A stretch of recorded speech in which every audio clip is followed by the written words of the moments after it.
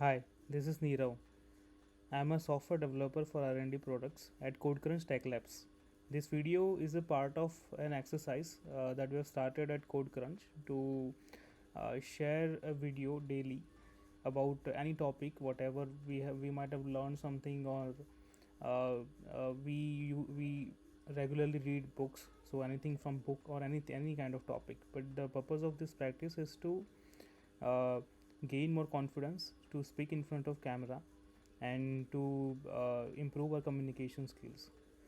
So as a topic for my first video, uh, so actually I'm currently working on a client project, and one of the issues that we were facing was that we our front end was communicating with backend through lot of API requests, and some of these requests were taking a lot of time. So I implemented a basic caching in backend to improve the resolution time for these APIs. So what I've done is I've created a very basic Express API, uh, so that I can demo how it can be done. So as you can see here, this is a very basic Express API, no middleware, no any other services. Uh, just two endpoints, and let me show you the implementation of these endpoints. So one is the direct endpoint, our home endpoint slash, another one is v2. So let's go to the implementation. So our uh, our base endpoint fetches the data from this public API and then just displays, and that sends the data back as a response. So this is our uh, base endpoint. About the v2 endpoint, we are using caching. So this is the implementation of how the caching works. So I'm using a library called NodeCache. Here it's its npm page. As you can see here, it's a widely used library. About 3.8 million users are 3.8 downloads per week.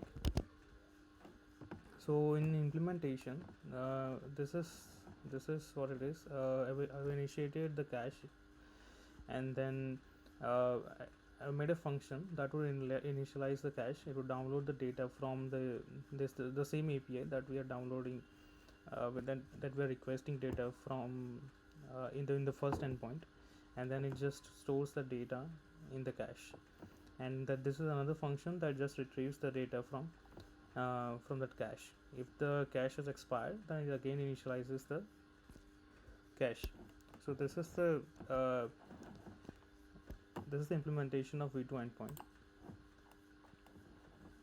Okay, so now I'll show you what is the difference of a resolution time between those two requests.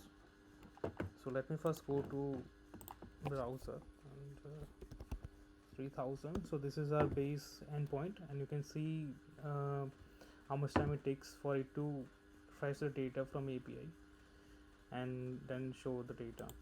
Let me refresh it.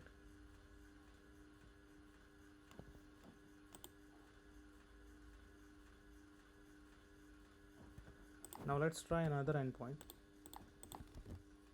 This time it's v2, and you can see that the data is fetched immediately. I can refresh it, and you can see that we are getting the data immediately. So as you can see here, NodeCache is really useful for caching the data that's not changing very often, and the data that is not too large, because NodeCache is an in-memory cache, works on in-memory cache. So it stores the cache in memory. So it's not recommended for the use cases where you have to cache a lot of data. Here you can compare the both endpoints.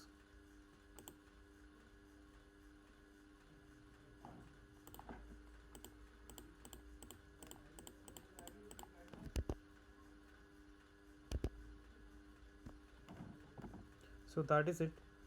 uh, So tomorrow again we'll meet again, and I'll share you something new, some other thing that I've learned.